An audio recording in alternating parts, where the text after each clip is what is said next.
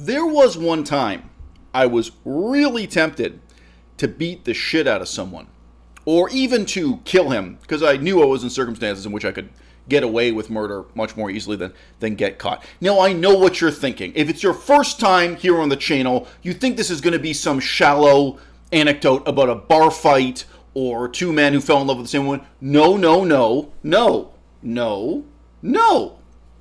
This is à-bas-le-ciel. It's going to be something reasonably profound and poetic and politically significant. You'll see. Stay with me. I was up doing humanitarian work on the banks of the Mekong River, working for an agency that was very much founded to engage in the simplest form of humanitarian work, handing out sacks of rice to starving people. I was disappointed to learn as I got more involved with the work that they'd had mission creep. They'd gotten into other more corrupt and corruptible forms of intervention. But the fundamental purpose for this charity in the first place was going up to remote areas where people were still starving and handing sacks of rice to people who had nothing to eat. And before I took up the job, I'd done quite a lot of research on the particular agency, the particular milieu, starvation conditions, and what was meant by peculiar pieces of jargon that side of the humanitarian industry relied upon. What did it mean to talk about food insecurity, to say these people are food insecure, or to say that you worked in food security? In what sense could they be said to be starving?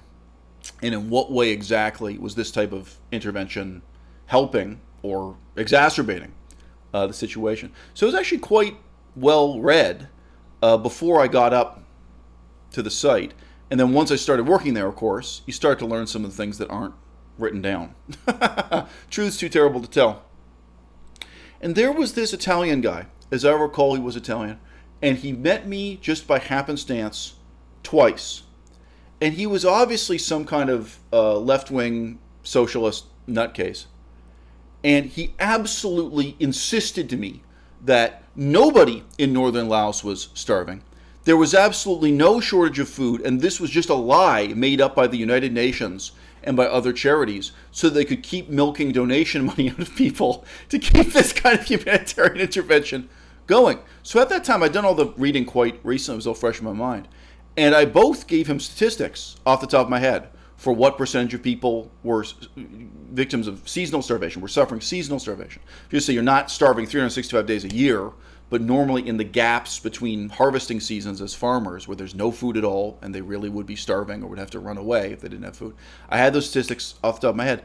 But also I was able to say to him, look, I was just in a village like a couple of days ago where this is the reality that I'm seeing, that I'm facing up to every day.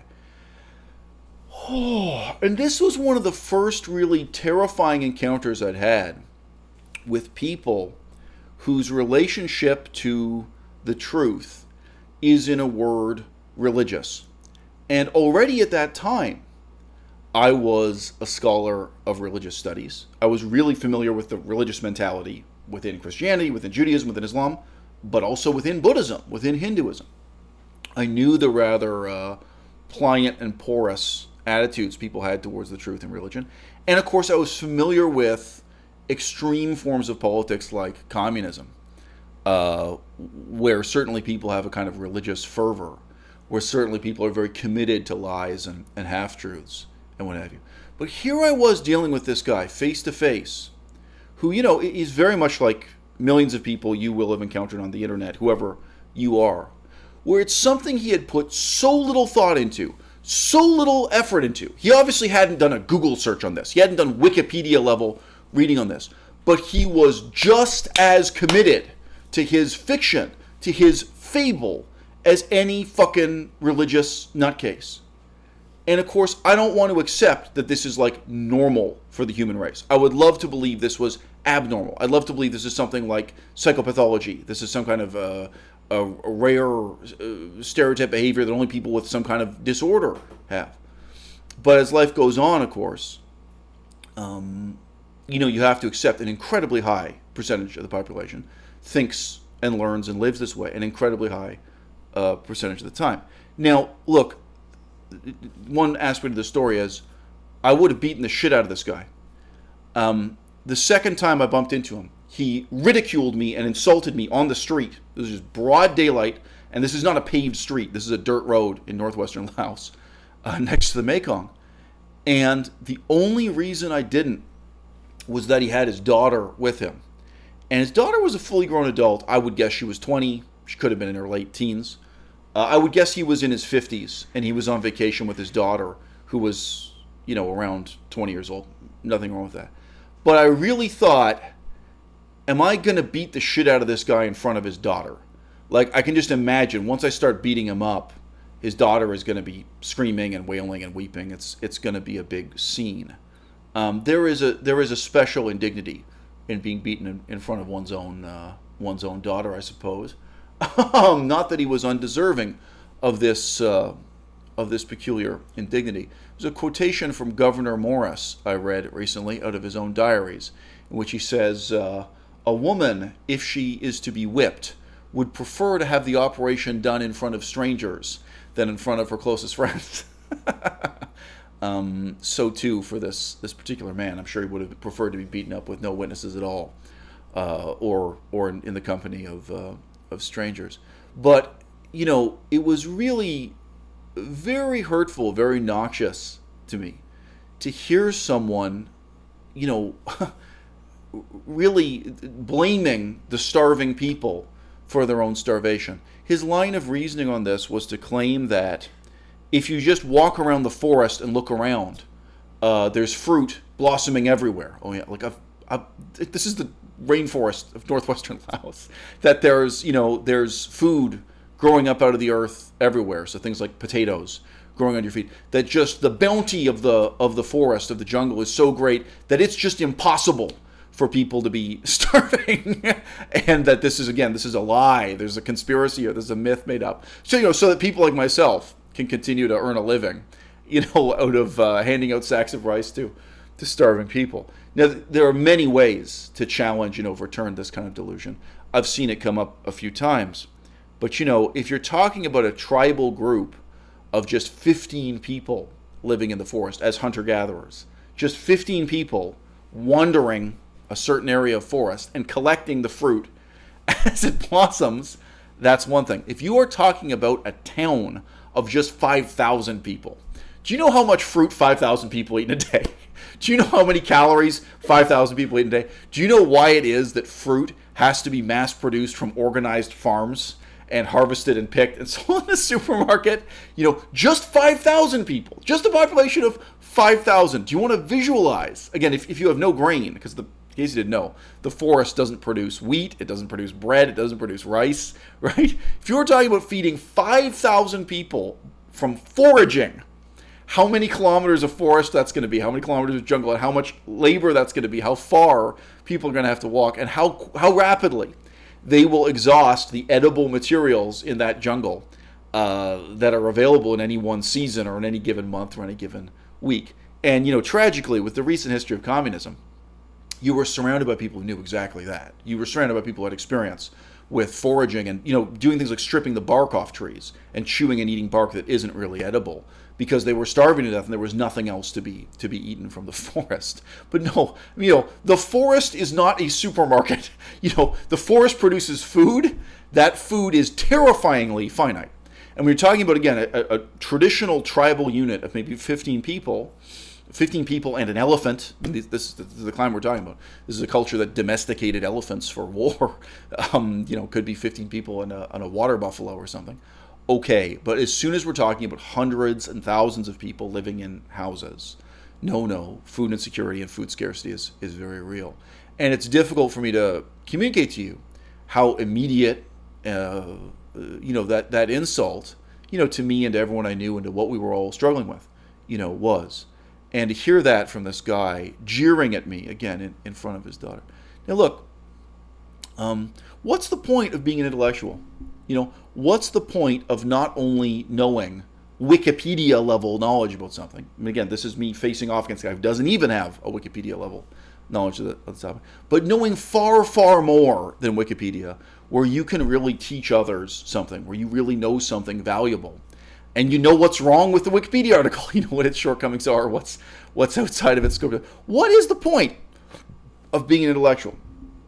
There's a sort of well-worn phrase I heard a lot in my youth that you may not have grown up with. I heard this a lot in reference to the rise and fall of National Socialism in Germany. Heard it in reference to the rise and fall of Stalinism in Russia and so on. And the phrase is, is it possible to be a good person in a bad society? Is it possible to be a good individual who is a member of and contributing to a bad system?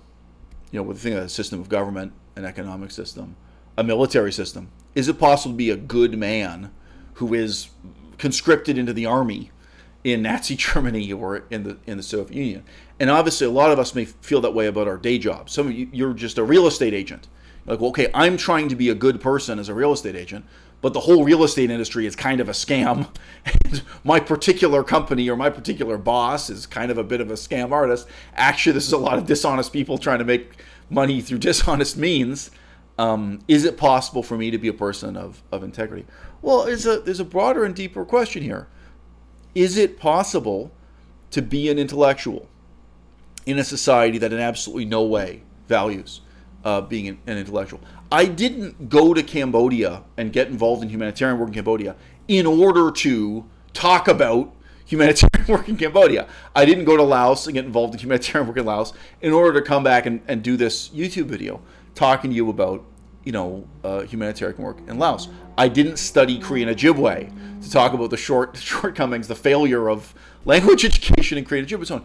But nevertheless, talking about these things, having other people who are interested and open to being influenced by and to consider the point of view of someone who really does have a high level of intellectual knowledge of something and a deep past involvement, someone who's learned from direct experience and involvement, someone who's also done the book learning. That's pretty fundamental to the life of the mind, and it's pretty fundamental to the role of being an intellectual in society. Now, in case you haven't guessed from the title of this video or the description below it, I got banned from Kristen Leo's live stream today. I got banned from her Twitch TV for making a series of completely positive, completely constructive comments on the subject of so-called sweatshop labor, meaning labor conditions in factories, especially in third world countries. Not only in third world countries. You could have problems with labor conditions in the United States or in Western Europe or anywhere else. I can read you verbatim what I said, but let me just summarize. Kristen Leo, off the top of her head, without doing any Google searching, simply laid down a series of complaints about how factory conditions at Victoria's Secret, so factories producing the clothing, how shall I describe this clothing? The negligee? Do people still say negligee? The revealing attire at Victoria's Secret. These were just absolutely appalling and absolutely terrible. And, again, her live stream is immortalized. I think you guys can go watch it after the fact. You can see exactly what she says. But I think you can tell both by the style of what she's saying and the subject, she doesn't really know what she's talking about. Just off the cuff, off the top of her head, she is throwing it as a well-established fact that nobody would possibly challenge, that Victoria's Secret is one of the worst offenders for factory conditions. So I do a quick Google search, and it is not surprising that I find exactly the opposite is true. I'm sure at some point in the past, they've tried to address this misconception, and they are paying for the highest level of independent inspections of their factory conditions. And that means you're paying a research firm, which is similar to the research I did myself, as you'll mention. It could be identical to the research I did on factory conditions myself. But they pay independent researchers to go and randomly, unannounced, show up at factories, inspect the conditions, analyze and report on the conditions, and then they also publish those independently. They publish the findings in a way that the company can't control. So Victoria's Secret doesn't get to censor that or interpret it, present you in a flattering way. Those are posted on the internet as a PDF. They may be published on paper somewhere also, but obviously today, mostly it's going to be a PDF on the internet. And you can go and look up factory conditions. You can see how they change from month to month and year to year, because these inspections keep going on and on. So I wasn't surprised to find this at all.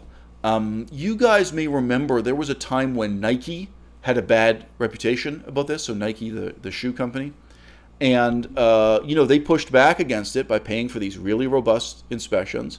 and they committed to improving the quality of conditions in their factories. So I believe it was Michael Moore who really started a wave of public concern and condemnation directed towards Nike. But in any case, it became a bit of a left-wing meme that Nike had these terrible factory conditions, and all they did was pay the money and make the commitment to demonstrate, no, here are the factory conditions. And these days, again, photography is cheap, digital video is cheap. You can see for yourself. This is what the factory looks like. And again, I did this as researcher. I actually went to factories in third world countries. It's this very strange bogeyman people have built up these preconceptions about. But these are jobs people want. These are jobs people compete to get. These are jobs that are well paid compared to working on a farm, which is the easiest available alternative these people have access to. And when you do the research, I can say this with the research I did myself, the questions you ask about why did you take the job in the first place are less interesting than what do you plan to do in the future? Because the real upward mobility these people have, the extent to which they are earning a good living and have other options in life, that's reflected in the interviews, the discussion, the recorded data about what they're doing in the future. So just to give you an example, a very significant percentage of the people working in the factories that I studied myself, when you talk to them about the future, they say, oh, well, I'm saving up enough money now that I'm going to be able to open my own shop. I'm going to be able to open my own restaurant. And some of them, a significant percentage, said that they now had the skills as well as the money, the capital built up, to open their own small factory making clothes. They're like, well, now I've learned how to work really well with a sewing machine. And I and 4 or 5 of my friends, we're going to get together and we're going to set up our own small factory, making clothes or making bed sheets or whatever they want to do in the textile and garment industry. Now, again, some of them, if you ask them about the past, some of them will say they were poverty-stricken before they got this job. Some of them will say they got this job out of desperation. Others, it's a different story. They decided to take this job. But saying the questions about the past tell you less about factory conditions than the role of people's lives than the questions about the future. So anyway, is it a problem that Kristen Leo, that people like Kristen Leo, come on the internet and recycle these myths, these things that everybody knows about poverty in third world countries, about conditions in factories, that they recycle myths about how terrible the labor conditions are making Victoria's Secret negligee, specifically this type of clothing, that's a specific brand name you're bad-mouthing or blacklisting or defaming this way. Is that a problem? Yeah. But the bigger problem is that we have a society, we have a culture in which nobody is willing to listen. We have a culture in which I write into Kristen Leo and say completely positively, look, I used to do this kind of work in Cambodia. I have experience doing exactly this kind of social science research on factory conditions in the third world. And look, I may not be the world's greatest expert, but I can talk you through the basics in just a few minutes so you understand what the issues are and how this works. I'm willing to help you. Okay? And her response to this is to insult me, shut me down, call me a bot, meaning I'm like some kind of automated AI, like I'm not a real human being. This is a quote unquote bot making these comments, and then to ban me from her Twitch stream. Now, here's the sad thing. It's not the case that she doesn't realize that I'm trying to help. She does realize that I'm trying to help. She doesn't think I'm insulting her. She doesn't think I'm making fun of her, right? The problem is she would prefer her own heresy. She would prefer to be a heretic. She prefers her own myth. She prefers her own lie to dealing with the truth. I just point out, a conversation of the kind I'm proposing. I'm saying, look, I can talk this through with you. I wouldn't care if it's email. I'm using conversation in the broadest sense. I don't care if it's messages right then, writing back and forth. But I was able to back up what I was saying with direct quotes from Victoria's Secret their own website, which you get just by a very quick Google search. And they talk through with you what the program is. Her initial dismissal of what I told her was, oh, no. The brands say that, but they send inspectors to one factory, and in reality, that factory is contracting out the work, so subcontracting. That actually the labor is being done in another factory with lower standards. There's like a fake factory with good labor standards. And I said to her, no, that is completely untrue. And in fact, that's addressed. If you just Google this and go to their website, Victoria's Secret themselves state that they're aware of that scam within the industry, and they're committed to preventing it, and that all of their independent audit inspectors, they ensure that the labor is actually being done at the factory that's directly contracted with, and that contracting out having work done anywhere else by anyone else is entirely forbidden under the terms of their contract. It's taken very seriously. It's inspected, and they actively prevent that. So, that's an issue that people are aware of, and the social science researchers are aware of in dealing with this issue. Now, when you live in a society that regards that regards the truth in this way, when the truth is trolling, when just having an interest in the facts is taken as trolling, what can you do? You can preach to the converted. I have an example here. The book is actually underneath this computer right now, holding it up. I have an example here of a book about George Washington, and it might as well be titled George Washington was a slave-owning piece of shit. Like, it's George Washington Unmasked. It's the ugly truth about George Washington. Well, who is going to pick up that book? Who is even going to pick it up and read the back cover and consider the option of reading it? Who is even going to Google it and look up a book review, a book list, like read a synopsis? Who's even going to take that step? Only people who are already looking for a book that hammers home the thesis, George Washington was a racist, slave-trading, genocidal, warmongering piece of shit, right? Which, in case you haven't guessed, I am an example of that. I actually share a pretty, my ethical perspective on George Washington is one of pretty harsh condemnation. So I'm, this is an interesting, maybe I'd be interested in reading this book. Melissa bought the book for me as a gift, actually, just one. So I didn't make the decision to buy it, but I'll now work my way through that book. How do you reach the audience of people who are hostile to that title, hostile to that subtitle, hostile to that thesis? How do you reach the audience of people who don't already agree with you? How does someone come back from Cambodia with real expertise on this subject that Kristen Leo has made many YouTube videos about, but YouTube videos that are both misinformed and YouTube videos that are actively misleading her audience? It's recycling misinformation. I think her YouTube videos on the subject are, in a word, appalling. What difference can I make? How can I get through to her? And the reality is, in this culture, you can't. So that's what it is fundamentally that inspires me to turn my attention towards comedy again and again. So I know none of these videos were a huge hit, but several thousand people have seen my videos that are making fun of Jordan Peterson. And it's very obvious from the comments I get back. A lot of these people are fans of Jordan Peterson. They're supporters of Jordan Peterson who click on the video not knowing what it is. And then they get to have a laugh at themselves. They get to have a laugh at Jordan Peterson.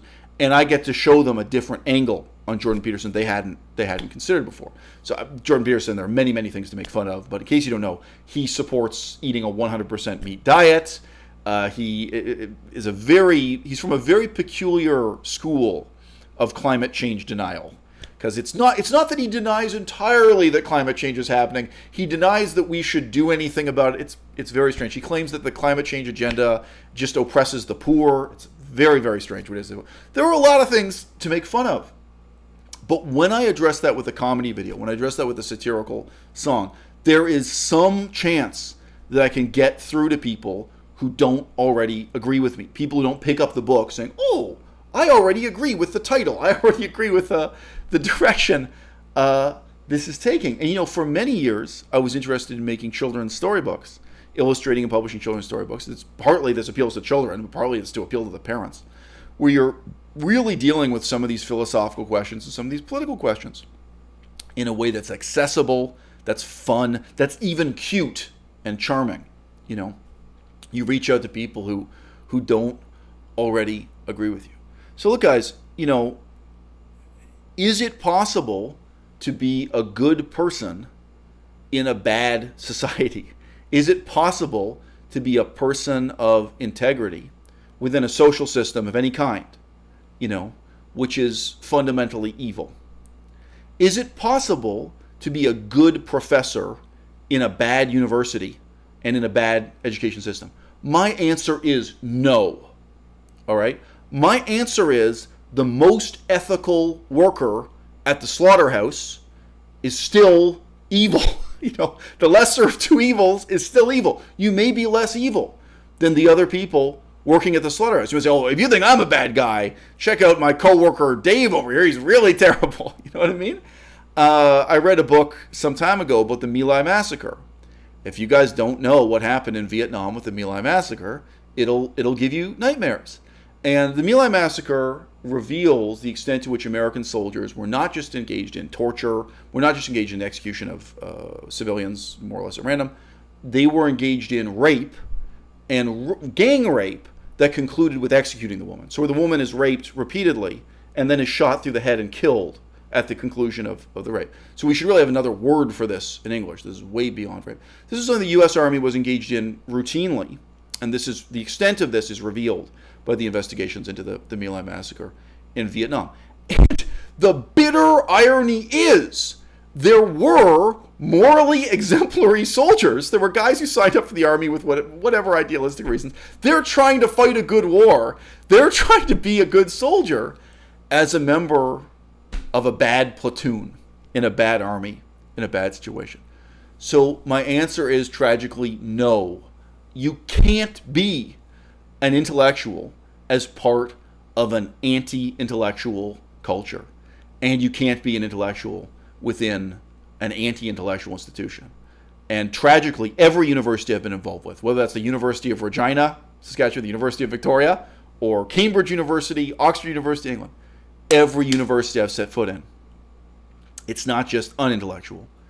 It is, in a word, part of the anti-intellectual culture, if not the anti-intellectual conspiracy that dominates Western English-speaking society in the 21st century.